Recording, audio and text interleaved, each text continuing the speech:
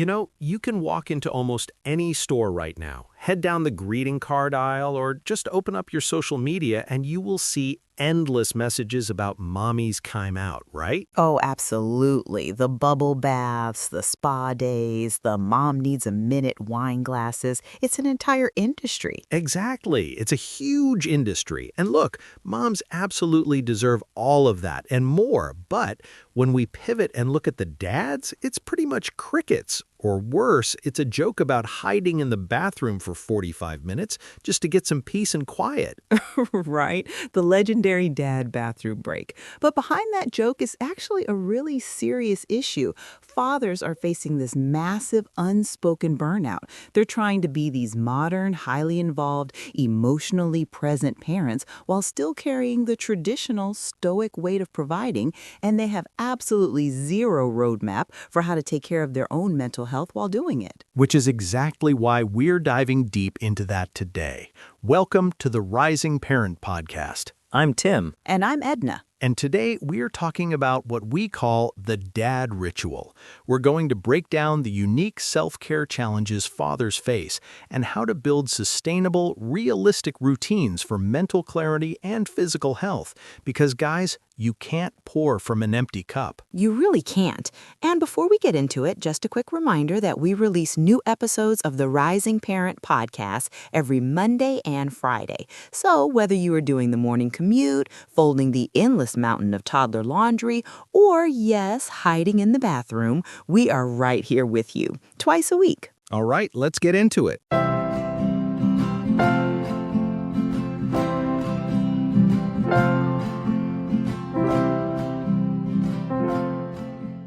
So, Edna, when we say self-care for dads, I feel like a lot of guys instantly roll their eyes. They picture cucumbers on their eyes or, chanting on a yoga mat, which, hey, if that's your thing, more power to you. But for a lot of guys, the term self-care just feels, incompatible with their idea of fatherhood. Oh, totally. I think the word itself, self-care, has been so commodified that it feels like a luxury. It feels like something you have to buy or an entire afternoon you have to take off.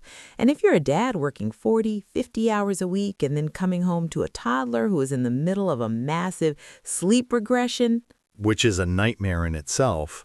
exactly. The last thing you feel like you have time for is self-care. You're just in survival mode. But Tim, you handle a lot of the communication and behavioral coaching in our sessions with families.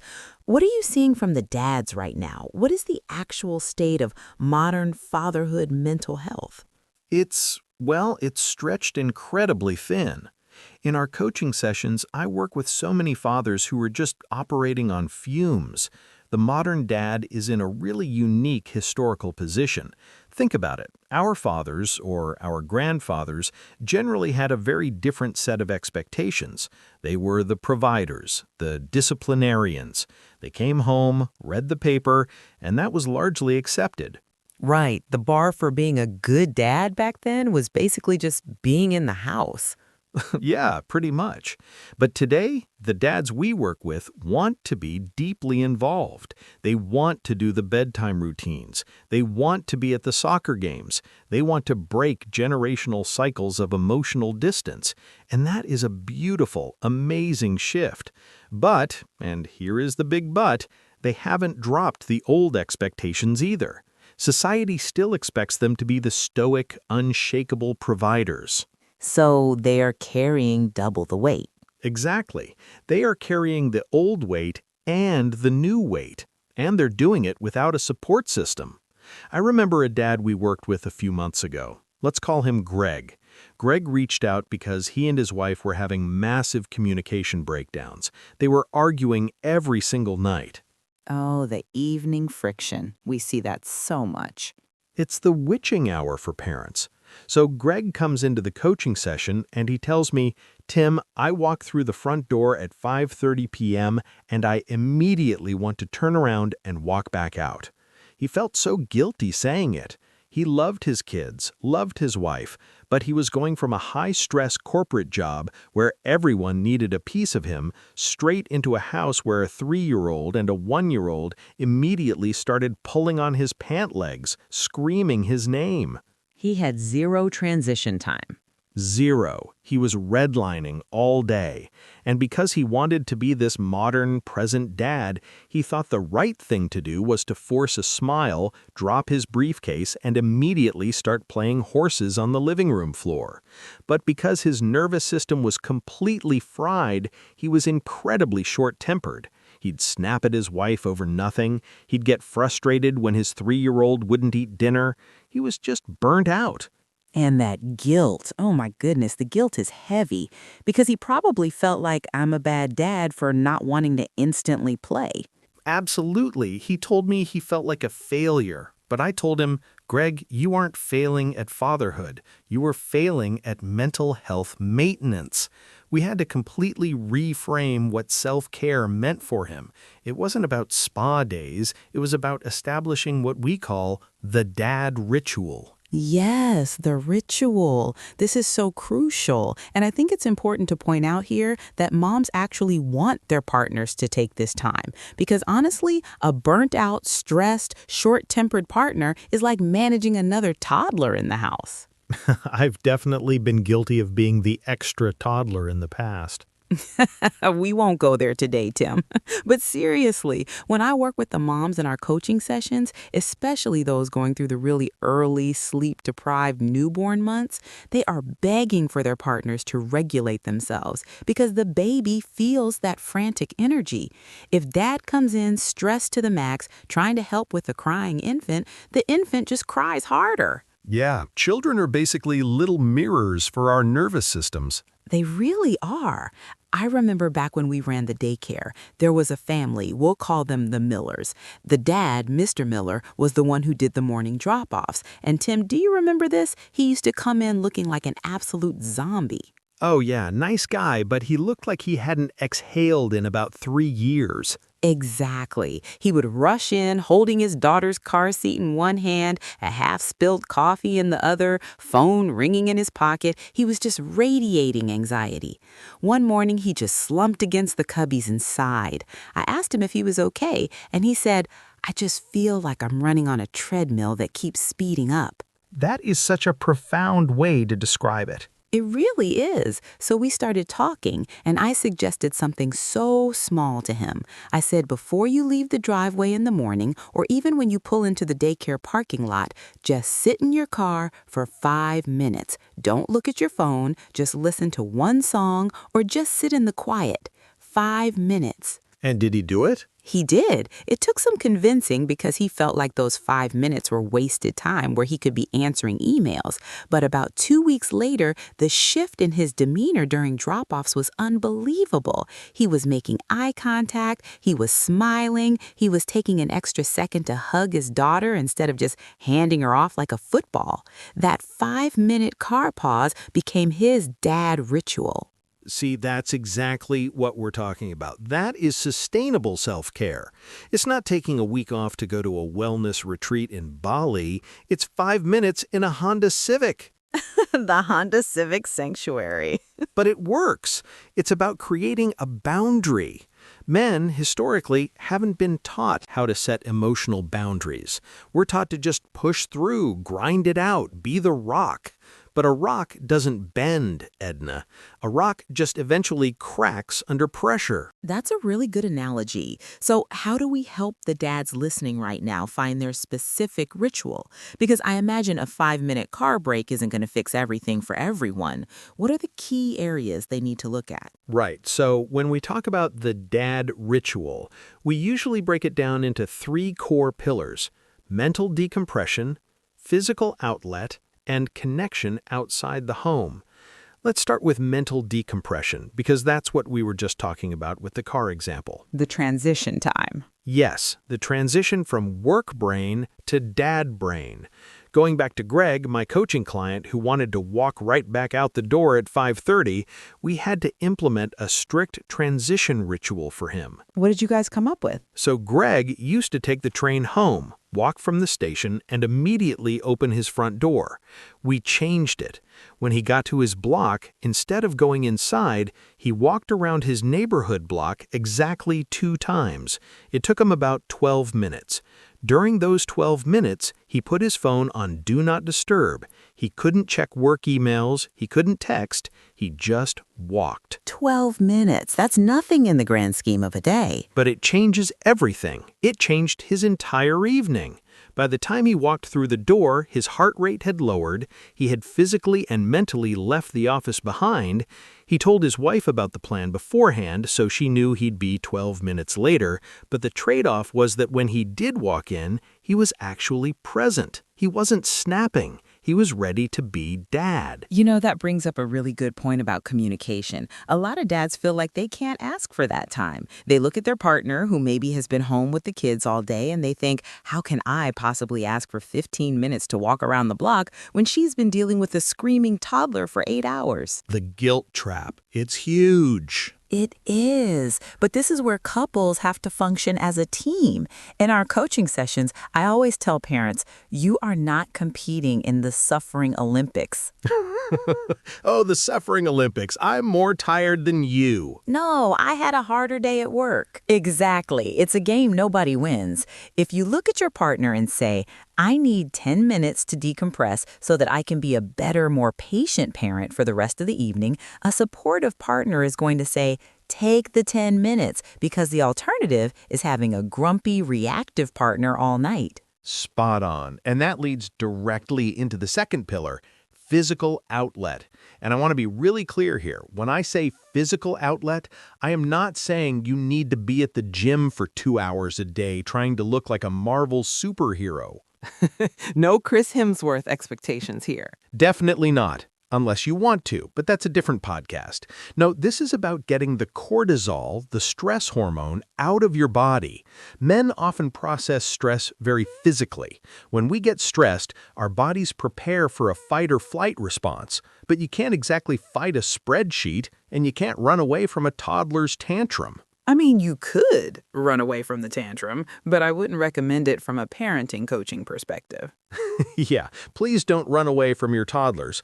But seriously, that stress just sits in the body. I worked with a dad, let's call him Marcus. Marcus had completely stopped exercising when his second child was born. He used to play in a casual basketball league on Tuesday nights. Oh, I know where this is going. Yep, he gave it up because he felt too guilty leaving his wife alone with 2 kids under 4 on a weeknight. He thought he was doing the noble, self-sacrificing dad thing.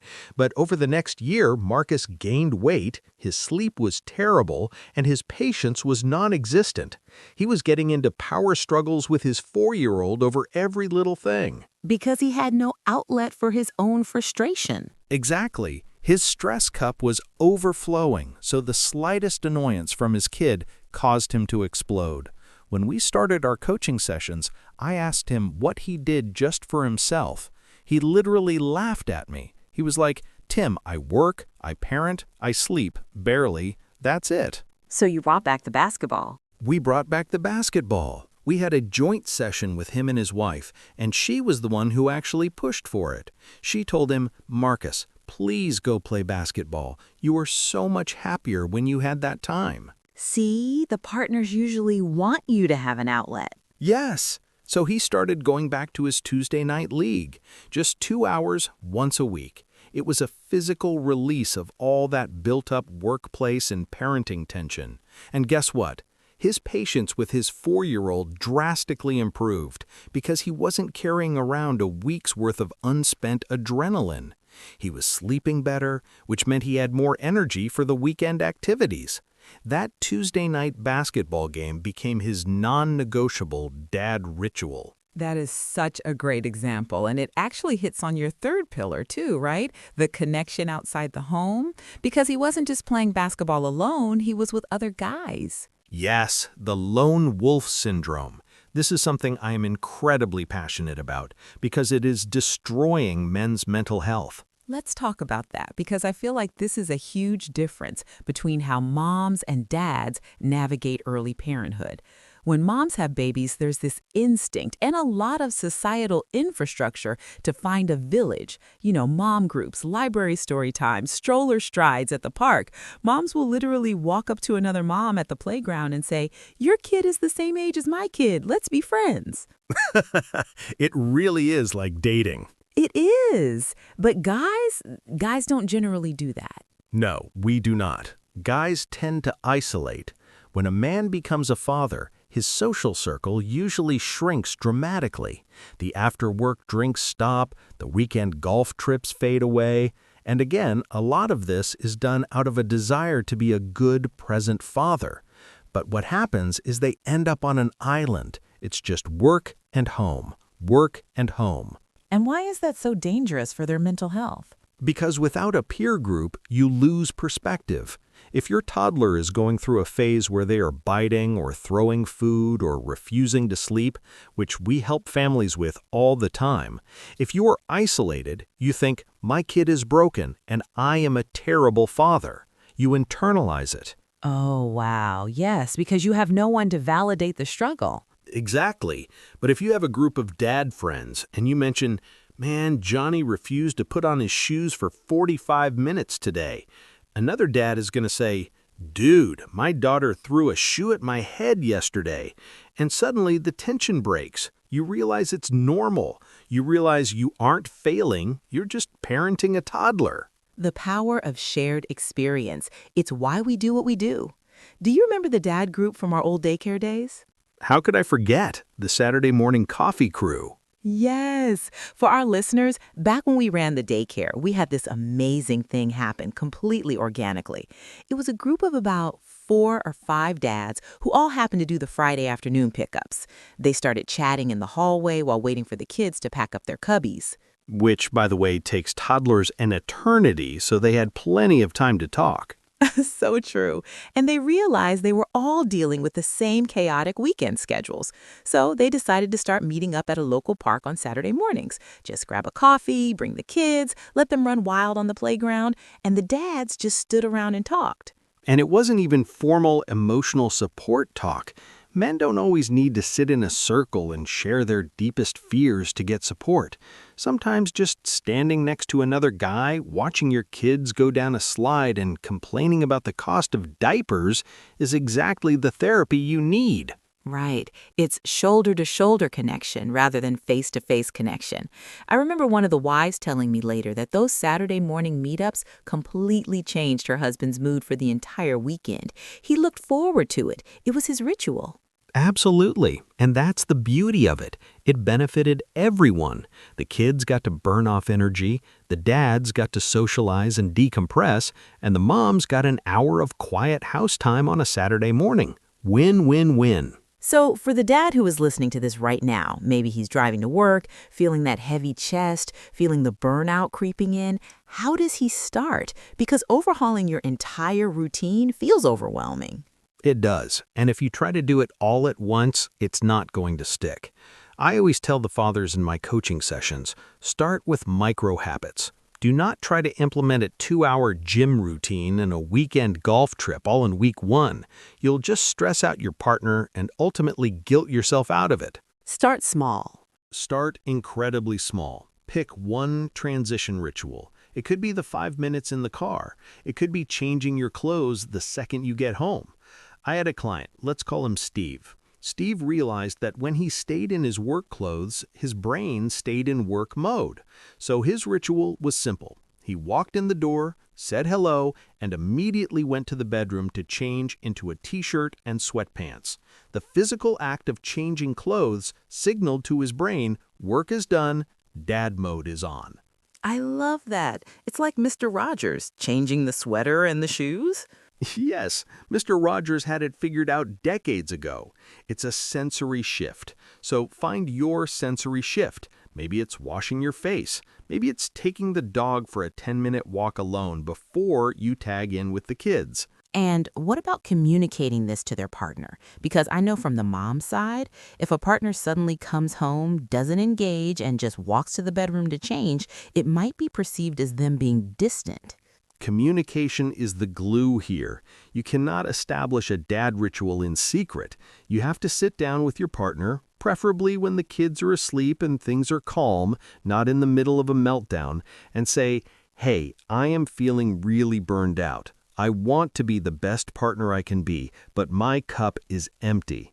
I need to start taking 10 minutes when I get home to decompress. How can we make this work for both of us?" That is beautiful framing.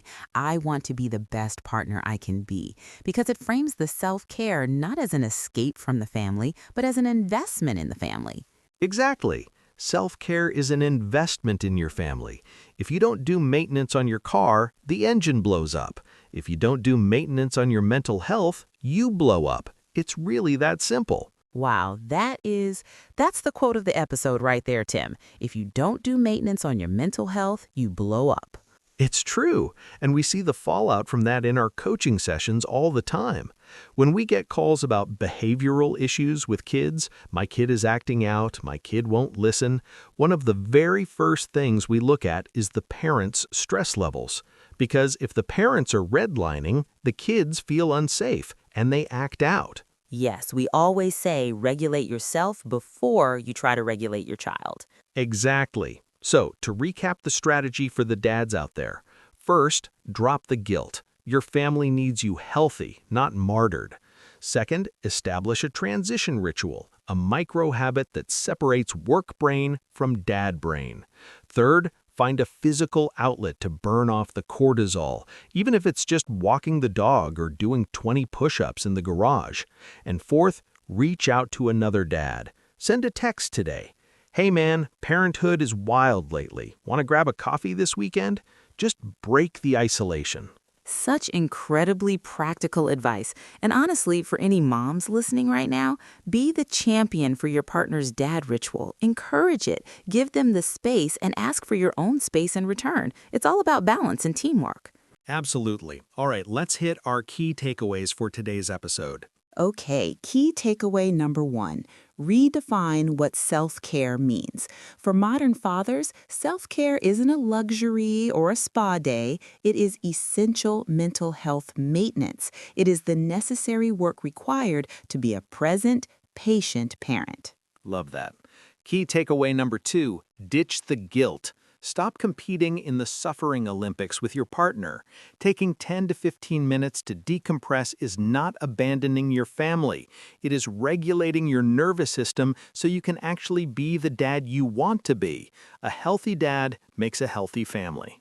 Number 3, establish your transition ritual. Use micro habits like 5 minutes of silence in the driveway or changing your clothes immediately after work to signal to your brain that it is time to shift from provider mode to parent mode.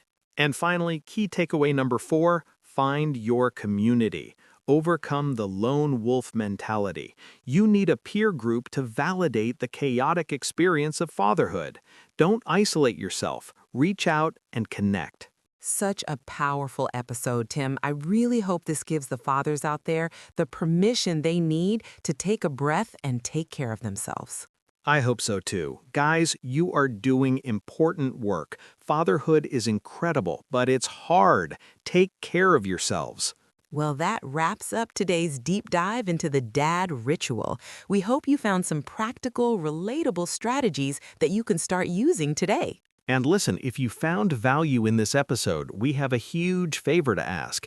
Please take a second to subscribe to the Rising Parent podcast on whatever app you are listening on right now and leave us a 5-star review.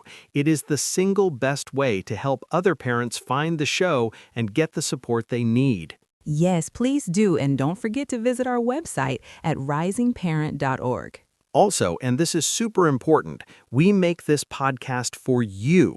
So if you are struggling with a specific parenting challenge, a behavioral issue, or just have a topic you want us to deep dive into, please reach out and request an episode topic. You can shoot us a message through the website at risingparent.org/podcast. Tell us what you need, and we will absolutely make that episode for you. We love hearing from you guys, so don't be shy. And as a quick reminder, we are right here with you twice a week. New episodes of the Rising Parent podcast are released every Monday and Friday, so make sure you're subscribed so you don't miss out. Thanks for hanging out with us today, everyone. Give yourself some grace, establish that ritual, and we will catch you in the next episode. Bye, everyone. Keep rising.